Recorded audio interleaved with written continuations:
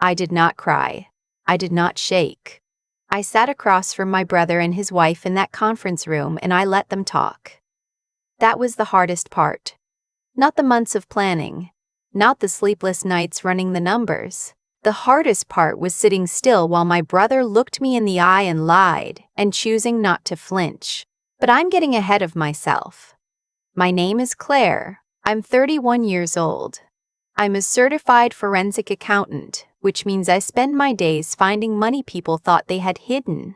I'm very good at my job. And for a long time, I was very bad at applying those skills to my own life, to my own family, to the people who had been hiding things from me for years.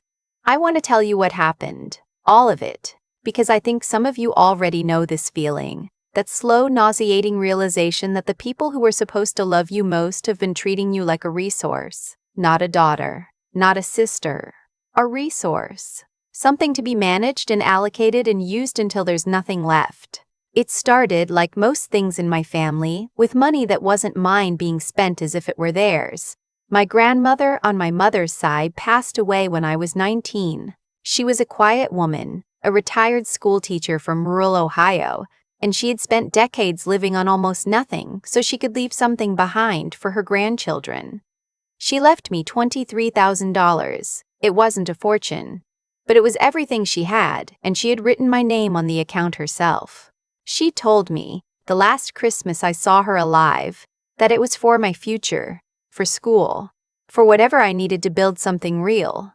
I never saw a dollar of it. By the time I was 20 and asking questions, my mother sat me down at the kitchen table with the same expression she always wore when she was about to explain something that was actually non-negotiable and said, "Your brother needed it." He and Diane were buying their first house. The market was moving fast. We had to act. You understand? I did not understand. My brother Marcus is 6 years older than me. He married Diane when I was 17, and from the moment she came into our family she had a talent, I'll give her that, for making every room feel like it was already hers. She redecorated our mother's living room over Christmas one year. She started referring to family heirlooms as that old stuff. She had opinions about everyone's finances and no hesitation about sharing them, as long as the conclusion always pointed back to something that would benefit her. Marcus let her. That's the thing about my brother that took me years to really see. He's not a cruel man. He's a passive one. He went along with whatever Diane decided because going along was easier than standing up, and he had been doing it so long he'd stopped noticing the difference between what he thought and what she told him to think. So my grandmother's money went to their down payment. My mother called it a loan. There was no paperwork, there was no interest rate, there was no repayment date. It was a loan the way a river is a loan. Technically, the water comes back around eventually, but not in any form you can actually use. I was hurt. I was furious. But I was also 19 and in my first year of college, and I told myself it would work out. I took out extra student loans. I got a part-time job doing bookkeeping for a small landscaping company on weekends. I graduated with $48,000 in debt that I would not have had if my grandmother's gift had gone where she intended. I told myself the family would make it right eventually. They did not make it right. They kept going. The next time was my car. I had saved up enough in my mid-20s to buy a reliable used car outright. A 2017 Honda Civic, nothing glamorous, but it was mine and it ran well. Diane had a fender bender and totaled her SUV, and the insurance payout wasn't enough to cover what she wanted to replace it with. My mother called me. Just for a few months, she said. Just until the insurance thing gets sorted out. You take the bus. It's not that far. I took the bus for 8 months. When I finally asked for my car back, Diane had already sold it to cover what she called incidentals. My mother told me I was being dramatic. I want to be honest with you about something.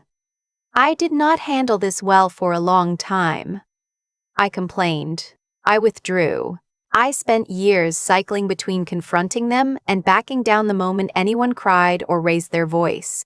My mother was very good at crying. Marcus was very good at looking wounded and saying things like, "I can't believe you do this to us," as though I was the one taking things. And somewhere in the middle of all that, I learned to audit. Not consciously. Not as a plan. But I started keeping records. I don't know exactly when it began. Sometime in my late 20s, after yet another conversation about money I was owed that ended with me apologizing. I started writing things down, dates, amounts, what was said, what was promised. I kept a running document on a password-protected drive. I saved every text message where my mother referenced the money. I kept every email. I told myself I was doing it for my own sanity, to prove to myself that I wasn't crazy, that the things I remembered had actually happened. I had no idea I was building a case. The moment everything shifted was 18 months ago. My mother called me on a Thursday evening. She always called on Thursday evenings. I don't know why. Some habit of hers. And she told me that Marcus and Diane were in trouble.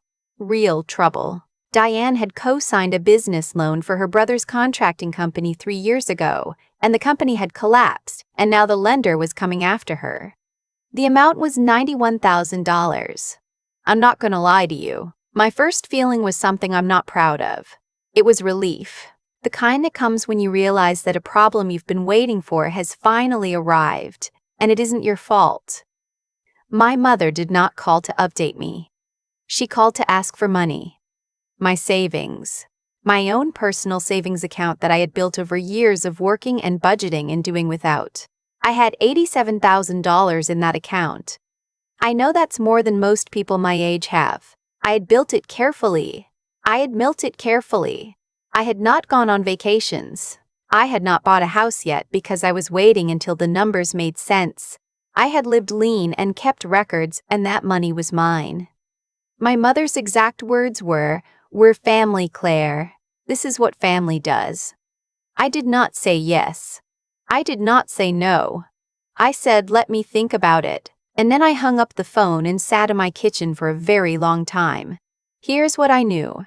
If I handed over that money, I would never see it again. Not because I'm cynical, but because I had watched this exact pattern play out twice before, and I had the documentation to prove it.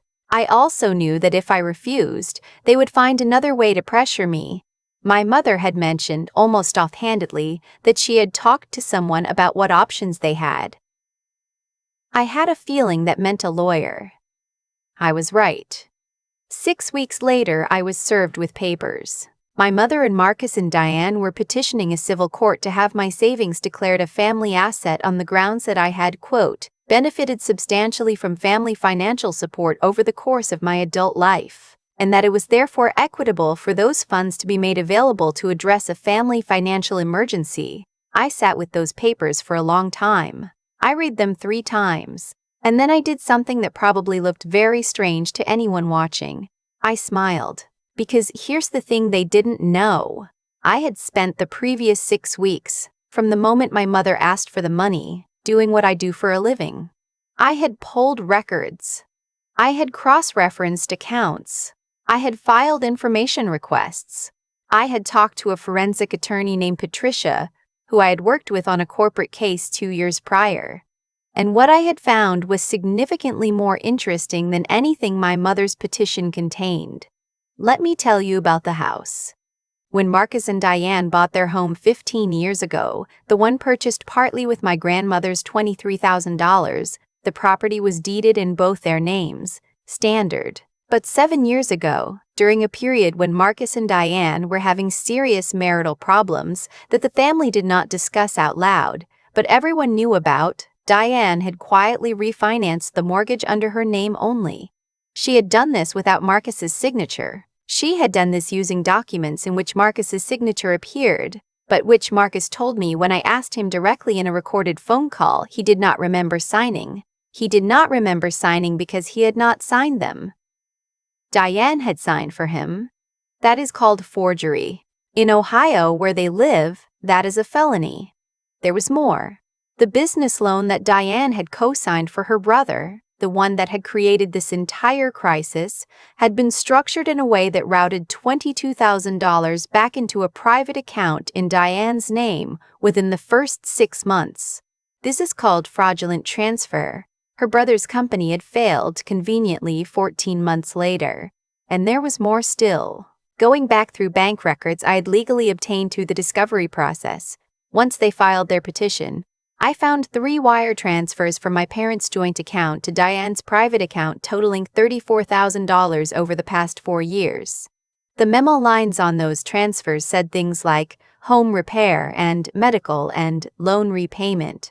My parents had no record of receiving any loan from Diane. My father, who is largely absent from this story because he largely checked out of our family years ago, confirmed in a brief phone call that he did not know what those transfers were for. So, what I had was this: a forgery, a fraudulent transfer, and $34,000 in unexplained payments from my parents to my sister-in-law, and they had filed a civil petition claiming my savings were a family asset.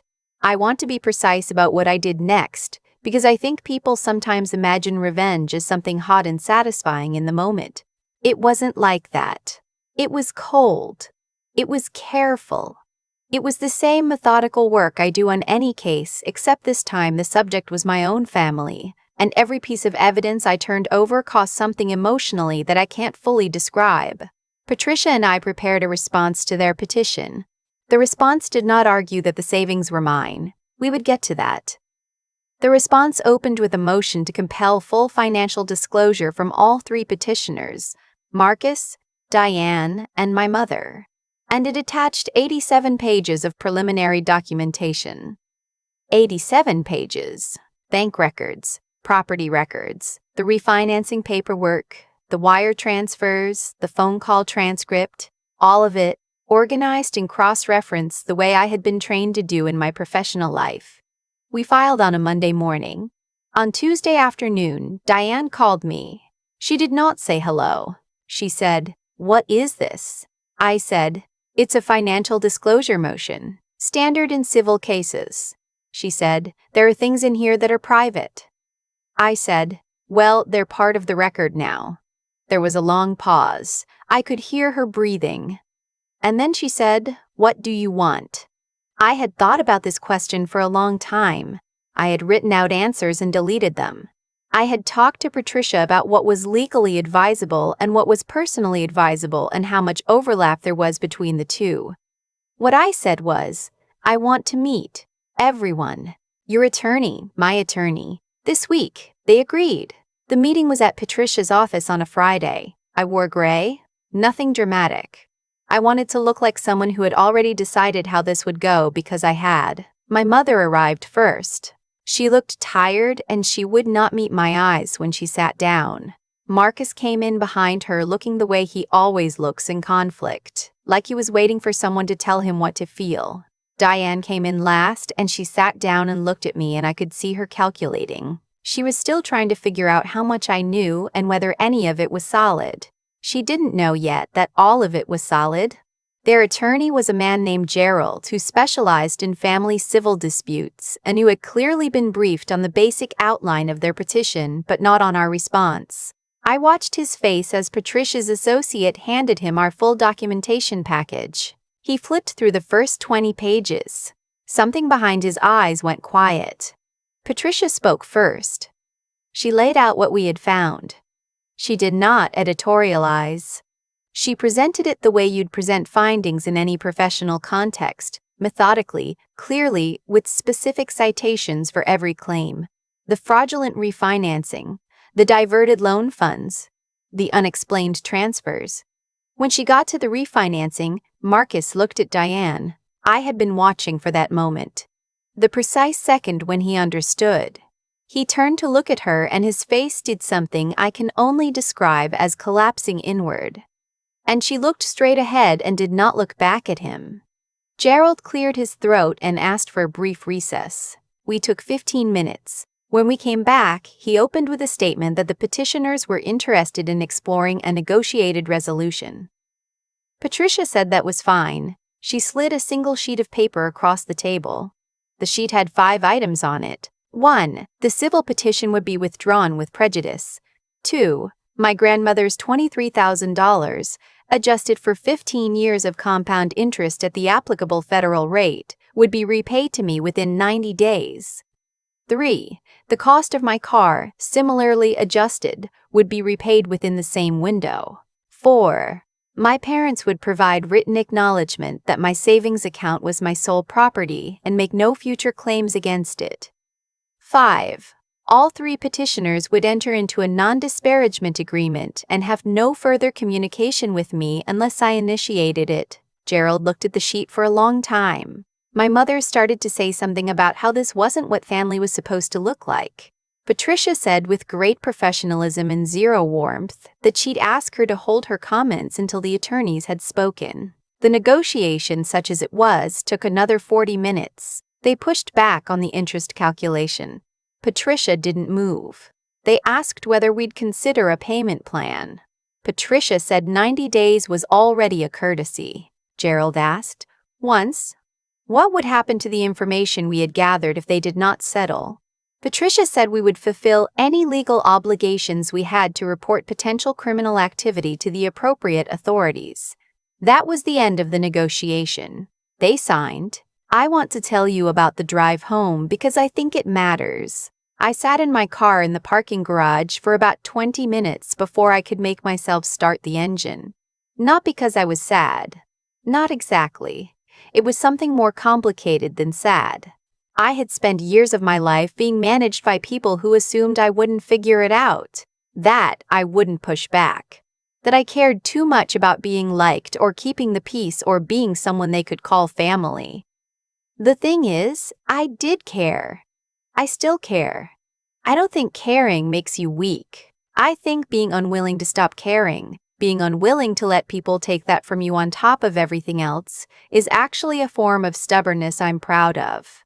But I also know now that caring and being available to be exploited are not the same thing. I had confused them for a long time. The wire transfer for my grandmother's money, adjusted for interest, came to $31,400. The car repayment came to $9,200. Both arrived in my account within the 90-day window. I don't know what has happened between Marcus and Diane since the meeting. I don't know what he said to her when they got home, or whether he understood the full scope of what she had done, or whether it mattered. That isn't my story to tell. I know that Gerald contacted Patricia 8 weeks after the settlement to say that Diane was seeking separate counsel. I did not find that satisfying. I didn't find it unsatisfying either. I just filed it away, the way I file most things now, as information. My mother has called me twice since then.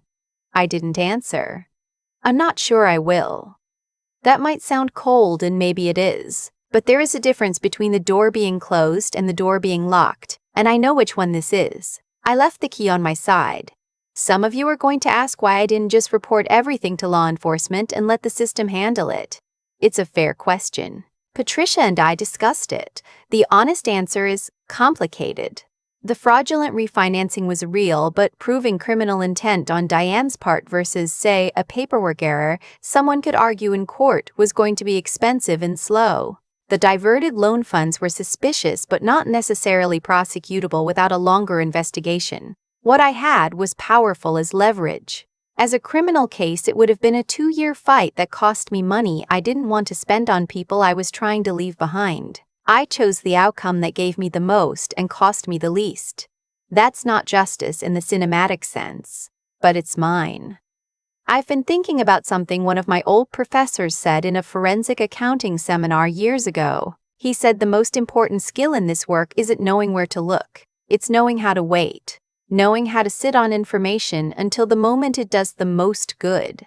I thought about that a lot in those weeks between my mother's phone call and the meeting. All those years I spent keeping records for no reason I could articulate. All those dates and amounts and screenshots that I filed away thinking maybe someday I'll feel better knowing I wasn't imagining this. I wasn't imagining any of it. If there is something I want you to take from this, and I don't usually say things like that because I find it a little presumptuous, but today I'll make an exception. It's this. The things you know are real are real. The times you were told you were being dramatic, or too sensitive, or that you should let it go, because family, those moments were not you being weak. They were you being managed. And documentation is not pettiness. Writing things down, keeping records, trusting your own memory enough to preserve it. That is just a woman deciding her version of events deserves to exist somewhere on paper. I am 31 years old. I have $87,000 in savings that no one can touch. I have $40,600 that was taken from me and then returned that I have already used to pay down the last of my student loans. I have an attorney I trust and a password-protected drive and a job I'm good at. I have a family that I am no longer pretending is something it isn't. And I have, finally, a very quiet Thursday evening with no phone calls from anyone I didn't choose. That is enough. That is enough. That is more than enough. That is, I think, exactly what my grandmother would have wanted for me. I've thought a lot about what made this whole thing possible, not the legal strategy, not the documents. What actually made it possible was a decision I made years before I ever needed it. The decision to trust my own memory enough to write things down. That sounds small. It isn't. There's a particular kind of exhaustion that comes from being told over and over that what you remember didn't happen the way you remember it. My mother was skilled at that. Marcus had learned it from her. And for a long time I absorbed it. I second-guessed myself. I softened my own recollections to make room for their versions. I thought that was what keeping the peace required, a willingness to let your own truth be a little blurry at the edges. What I understand now is that the blurriness was the point. People who take things from you need you uncertain. The moment you become someone who keeps records, who notes the date and the amount and the exact words used, you stop being manageable. You become something they didn't plan for. Diane didn't plan for me. She had watched me back down for years, and she made the very reasonable calculation that I would keep backing down. What she didn't account for was that backing down and being unprepared are not the same thing. I had backed down in the moment because I didn't yet have what I needed. I was waiting, the way my old professor once said, not passively, not out of fear, but strategically. Waiting until the information I had would do the most good. That's not cunning. That's just patience with a purpose. The other thing I keep coming back to is what it cost Marcus. Not financially. That's a separate conversation I'm not sure I'll ever have with him. What it cost him personally. He had spent so many years deferring to Diane that when the moment came where the truth about her was sitting right in front of him, in an 87-page document with his wife's name on transactions he knew nothing about, he didn't look angry. He looked lost, like a person who had outsourced their own judgment for so long they couldn't find it anymore when they needed it. I don't say that with cruelty. I say it because I think it's the other side of the lesson I learned. The choices we don't make are still choices. Every time Marcus let something slide, every time he decided it was easier not to ask questions, he was choosing. He was building a version of himself that would eventually sit in the conference room and stare at a page and not know what to feel. Our characters aren't fixed things. They're built, slowly, from the small decisions we make when no one is watching and nothing dramatic is at stake. Whether we tell the truth about something minor, whether we push back on something unfair, even when pushing back is uncomfortable, whether we keep our own records or decide it's not worth the effort, I kept mine. That's the whole story, really. I kept mine and eventually mine was enough. My grandmother left me $23,000 and the example of a woman who lived carefully and honestly and without much recognition for either. I think about her more than I used to. I think she would have recognized what I did, even if she wouldn't have used the words forensic accounting to describe it. She kept her own records too, in a different way, in a different era. But the principle is the same. You protect what's yours by knowing exactly what it is and exactly where it stands. I am 31. I have work I'm proud of, savings I earned, and a life that is genuinely, quietly mine. That is the return on investment I made every time I chose to be precise instead of vague, patient instead of reactive, and honest with myself about what was actually happening even when honesty was the harder option. That's all it ever was. Just that. Held on to long enough.